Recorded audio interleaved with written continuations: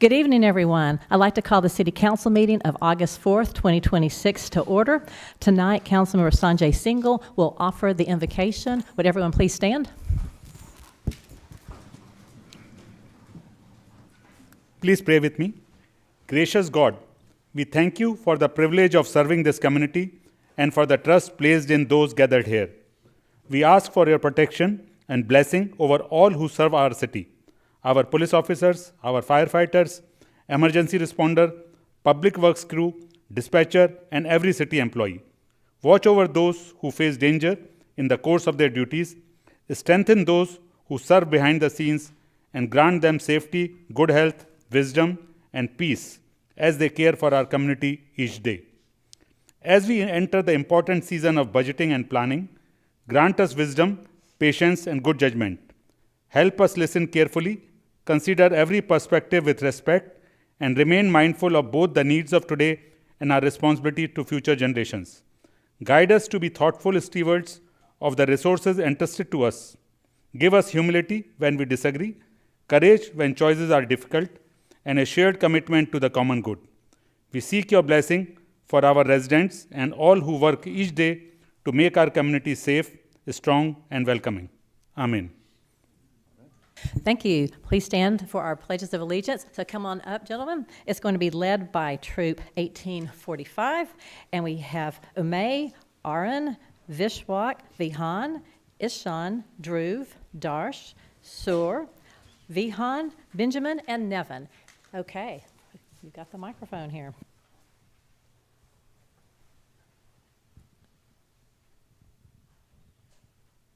I pledge allegiance to the flag of the United States of America and to the republic which stands, one nation, under God, indivisible, with liberty and justice for all.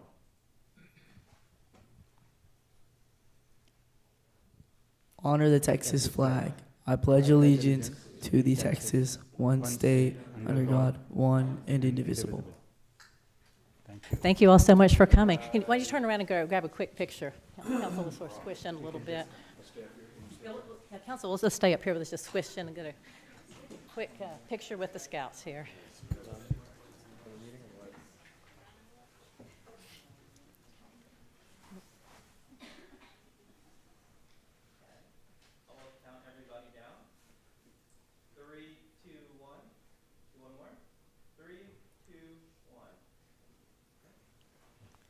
Great. Thank you all again for coming.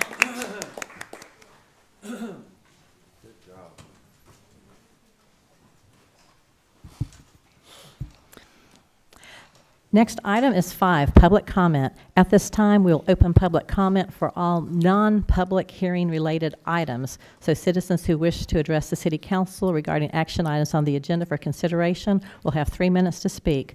Linda, has anyone completed the form to speak? No, Mayor, they have not. Okay, well, I will close public comment. Next item is 6, consent agenda. All items listed on the consent agenda are considered routine and will be enacted by one motion unless the council member wishes to remove an item from consent. Okay, we have a motion by Watley, and who's the second? Okay, second by Singhal. Let's vote at this time.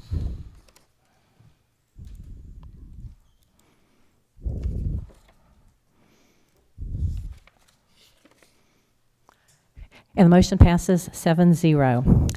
Item 7, public hearing. We have one item under consideration this evening. Receive and hear all persons desiring to be heard on the proposed change in land use of approximately 3 acres of Imperial Park located at 7750 Highway 90A for the construction of a new animal shelter facility. Presenting tonight will be Jonathan Braun, Assistant City Engineer. Jonathan, we're calling you. Just in time. Right on schedule here. And please note that the associated action item will be considered under item 8A following the close of the public hearing. All right. Good evening, Council, Mayor. Sorry about that. You guys are moving faster than I thought. Okay, we're here to have a public hearing about a change in land use for Imperial Park for placement of the animal shelter. A little bit of background on this. Oh, there we go. So in 2016, we initiated a study that determined that we did need a new animal shelter. In 2019, voters approved our GO bond, funding $6.6 million towards that animal shelter. In 2024, we did a site selection study, and we also found out that we needed additional funding for the animal shelter. So we went back to the voters, and in 2024, supplemental funding was approved. In 2025, design was initiated, and that design is actually completed and currently in the permitting process. We did consider sites alternative to Imperial Park. Those are listed up here. One was the public safety complex, which is near where the proposed PD building will be and the existing court building is. Eldridge Park, there were two sites looked at Eldridge Park. Oyster Creek Park was another one. North Alt 90 site, that's a property just north of our public works site along Gillingham. Imperial Park, of course, and then we also looked at 4 privately held commercial properties. The site that was selected was Imperial Park. So that is because of many benefits that it offered, more feasibility and more prudency. So it was convenient access and visibility off of Highway 90, lower flood risk and no need for detention. It has sufficient space for loading and animal security, pedestrian friendly. Its synergy with the park is very high. And it's very far from residential areas, so residents don't need to hear the dogs barking and hear that activity. Here's a location. You can see here that the park, the softball fields are there. On the northwest corner is the animal shelter and the access to it. So the park overall is 40 acres, and the animal shelter will take up about 3 acres of the site. Per Chapter 26 of Texas Parks and Wildlife Code, a change in land use of a park requires a public hearing. Afterwards, City Council is required to make a determination that there's no feasible or prudent alternative to the location, to this change in land use, and that we are doing our best to minimize harm to the operations of the park. And really, that's my slide. So we want to take a moment and see if there's any public comments. Okay. At this time, I'll open the public hearing. Do we have anyone who's submitted a request to speak card for this item? Mayor, we do not. Okay. Well, I will close the public hearing, and then council discussion will take place under item 8A. So we will now move on to the action item under ordinances and resolution. So item 8A, consideration of an action on City of Sugar Land Resolution Number 2026, a resolution of the City of Sugar Land, Texas, making required findings under Texas Parks and Wildlife Code, Section 26.001, approving the animal shelter location and authorizing the use of approximately 3 acres of an approximately 39.81 acre tract previously designated and used as public park, the same being located at 7750 Highway 90A, Sugar Land, Texas, 77478 in Sugar Land, Texas, and being commonly known as Imperial Park, finding that all notice and hearing requirements have been met and providing an effective date. So, Councilmember Watling? Are you surprised? No, I'm not. Thank you, Mayor. Jonathan, this is exciting, and I will tell you, this has been happening for a while, looking at this site as we moved forward, finding a site, and this is a fabulous site. I will say that we met with the Sugar Land Girls Softball Association a few times about this, and they welcome this. They are excited about it. You talked about the synergy, having those girls there, having the senior center. You cannot have a greater group of people to be around for this animal shelter. I think it's fabulous. You can't find a better site. So congratulations on finding this site and looking hard at it. And knowing that it's going to be there amongst all this is fabulous. So I'd like to make a motion to get this thing moving. Let's approve it. Okay, we have a motion by Councilmember Watley. What other questions or comments we have? Councilmember Single? No, I was going to second it and also, follow up on the comments from Councilmember Whiteley, I think this is an excellent location, and that is something the Sugarland residents have been looking forward to for a long time. So I'm with it, and let's get it done. Thank you. Great. I think it's a great location. I'm really excited that we're moving forward. So, okay, so we've got a motion by Watley. Do we have okay, second by Miller. Let's vote at this time.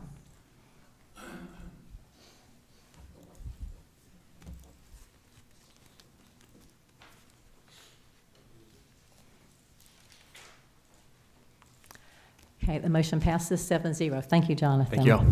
Next item is 8B, second consideration of an action on City of Sugarland Ordinance Number 2406, an ordinance of the City Council of the City of Sugarland, Texas, amending the Code of Ordinances by amending certain provisions in Chapter 3, Article 9, Solid Waste, Recyclable Materials and Vegetation, and Chapter 4, Article 5, Commercial Solid Waste, Liquid Waste, and Recyclable Materials Operators, and other matters related thereto. And we have Katie Clayton, Director of Utilities. Good evening, Mayor and Council. I gave Christian the evening off. He's on vacation, so I'm filling in for him this evening. Let's see, just to kick us off, I wanted to recap the discussion and the actions taken at the July 21st council meeting. We presented 2 program changes related to solid waste. The first is the residential green waste program change, a requirement changing from clear bags to compostable or personal containers. That required 2 actions, one, a contract amendment that was approved, and then the first reading of the ordinance amendment, which was also approved. The second change to solid waste is exclusivity for temporary projects that removes the exemption allowing non-Republic operators to service projects that are less than 30 days. This did not require a contract amendment, but does require an ordinance amendment that, again, was the first reading was adopted or approved, on the 21st meeting. I wanted to provide 2 clarifications based off of the conversation on the 21st. The first is around exclusivity.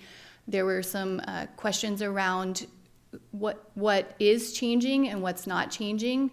And so the use of Republic is only required if outside services are needed for solid waste collection and disposal.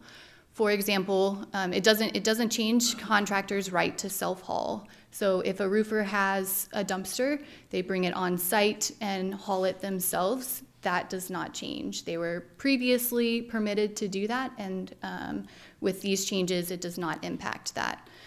For example, Floor Daniel campus demolition, the contractor that was hired had their own dumpsters and ability to haul, and so they were not required to use Republic services.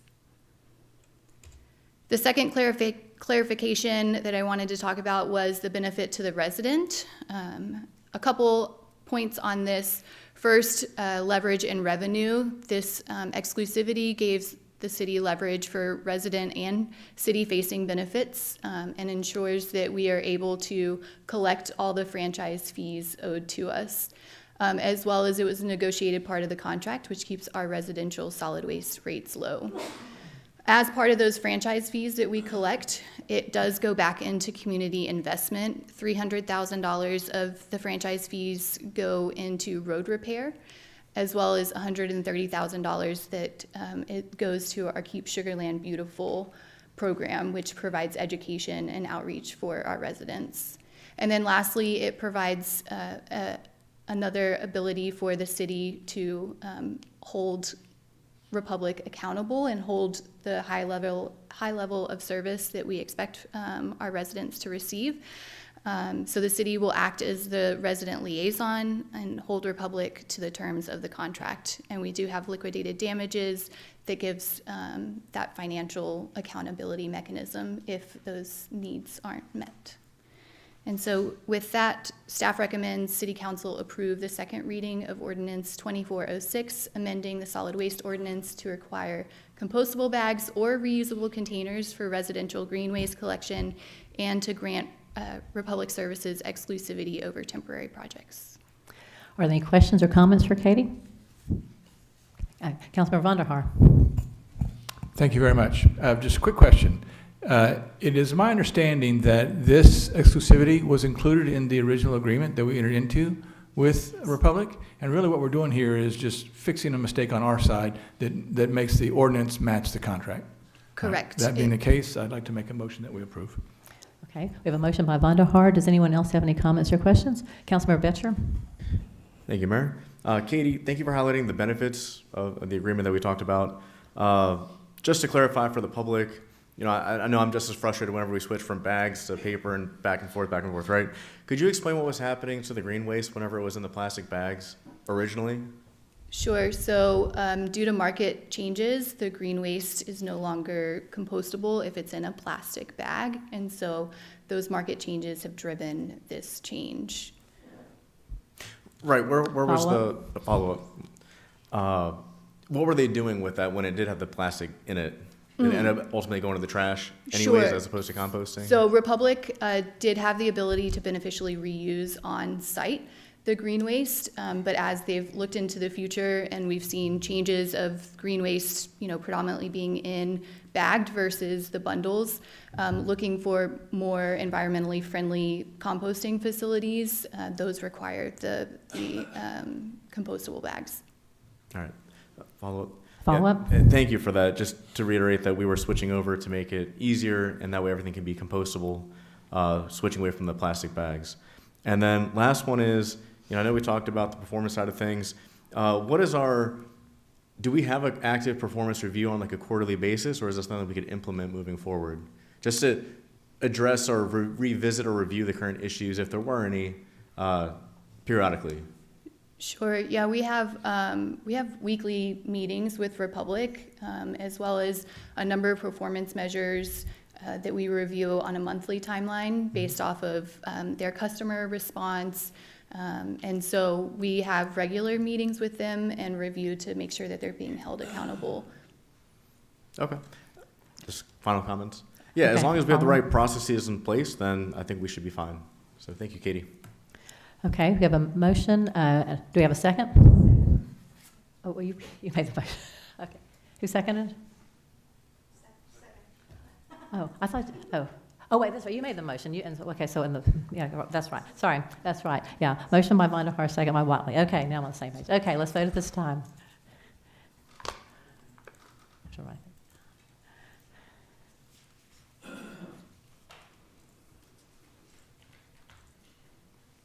And the motion passes 6-1. Thank you, Katie. Next, item 9, City Council and City Manager reports. First, we'll hear from Councilmember Watley. Thank you, Mayor. I'm going to just highlight one thing because we did a few things together this last couple of weeks, but you guys didn't make it to the Stafford Mayor Council dinner because we had a heck of a rain that night. And yeah, I know you tried, but that water was crazy as I was going down Cash Road in the F-150, and that's not jacked up, but it's a regular truck. It was coming over my hood. But I would like to say for the people who did make it, it was a nice dinner, and thank you, Stafford, for showing up and feeding us anyway. Thank you. Councilmember Betcher. Thank you, Mayor. We're in the back-to-school season, so I made it to Popsicles with a principal for Dickinson Elementary School. So welcome back to all the kids in the next few weeks. Also made it to Escapology with a lot of the council members. I also hosted for the Space Cowboys with Wonton Foods, and also hosted at Smart Financial. Thank you. Councilmember Jacobson. Thank you, Mayor. A couple of us attended something that was hosted by the Fort Bend Regional Partnership called Conversations, which was an attempt at conversations to try and reintroduce civility into public discourse. And we succeeded more or less. Thank you, Councilmember. Councilmember Vonderhaar. Thank you, Mayor. I was traveling most of the last week, so I don't have a whole lot to report, but I do want to talk about something I went to today. I participated in a BizNow event here in Sugar Land, where the topic was discussing the challenges that we face with the office market, and our very own Jennifer Alexander was participated in one of the panel discussions that was held on that event. So a great event, and it's always good to see the city taking the lead in these types of events. Thank you. Councilmember Miller. Well, I had a productive and great lunch with our city manager, which was fun. The Ditch Age ribbon cutting today, I think a few of us were there. And I've had some very interesting meetings with some constituents on our budget coming up, so all good. Thank you. Councilmember Single. Thank you, Mayor. So along with other council member, I attended the Ditch Edge Trail inauguration, or not inauguration, the groundbreaking. And also I missed the dinner of the Fort Bend County Mayors and Council because I was stuck on the road because of the water. I also attended the ribbon cutting for escapology and continue to have discussion with the constituents on different topics of interest for Sugar Land City. Thank you. Thank you. And I co-hosted boards and commissions at the Space Cowboys with the City Clerk's office, and we had a lot of fun. And that night they had their 6th consecutive home wins. They've been doing really well lately. And also, there was the cutest thing. We had Future Trailblazer Day here at the city, and the kids had mini mayoral campaign they conducted. I even had little campaign badges, and somebody made one from me here that I'm wearing tonight. And they had a council meeting. So a mayor called the meeting to order and did the pledge. They approved the agenda, and they introduced resolution number 1, declaring Fridays as an official pizza day in the city of Sugar Land. There were city council members that had discussion. There were public commenters for and against, and city clerk certified the results. And so anyway, so that was really, really cute, and the kids really enjoyed that day. I think there were about 250 that participated in events all across the city that day, and it was really great. City manager? Thanks, Mayor. That's always a great day when we have the Future Trailblazers, and it's good to see how proud the parents are that they work for an organization and for a council that cares so much and really invests so much in our employees. So that's always a highlight. Appreciate all of my one-on-one quarterly meetings with council, the amount of time that you set aside for that, and y'all's passion for the city. And then last, I'm very excited for our first budget workshop this Thursday, 7:30 in the morning.